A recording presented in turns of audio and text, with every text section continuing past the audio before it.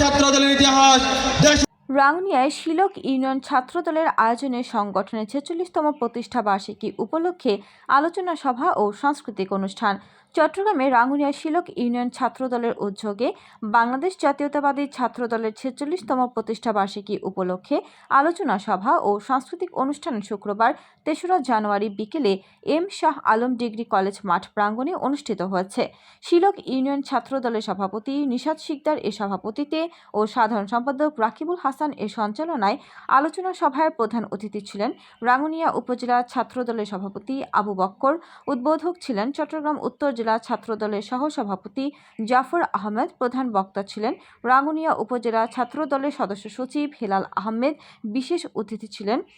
চট্টগ্রাম উত্তর জেলা ছাত্রদলের সহ তথ্য ও গবেষণা বিষয়ক সম্পাদক মিজানুর রহমান, রাঙ্গুনিয়া উপজেলা ছাত্রদলের আহ্বায়ক কমিটির সদস্য ইঞ্জিনিয়ার জুনায়েদ হোসেন, শিলক ইউনিয়ন ছাত্রদলের সিনিয়র সহসভাপতি মোক্তার হোসেন। সভায় আরও বিশেষ অতিথি রাঙ্গুনিয়া উপজেলা বিএনপির আহ্বায়ক কমিটির সদস্য আলহাজ শওকত আলী তালুকদার, শিলক ইউনিয়ন বিএনপির সভাপতি মোকাররম হোসেন চৌধুরী বান্টো, সদস্য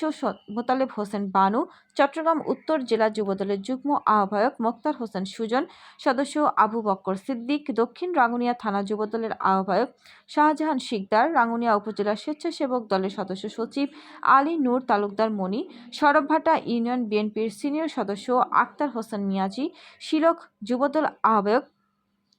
এবিএম আজম খান, সদস্য সচিব কামাল হোসেন, স্বেচ্ছাসেবক দলের আহ্বায়ক আব্দুল হাফিজ, সদস্য সচিব আরাফাত রহমান কোকো, উপজেলা মৎস্যজীবী দলের সদস্য সচিব সেলিম উদ্দিন, ইউনিয়ন মৎস্যজীবী দলের আহ্বায়ক কামাল উদ্দিন, ইউনিয়ন জাসাস সংস্কৃতি সংসদ সদস্যের আহ্বায়ক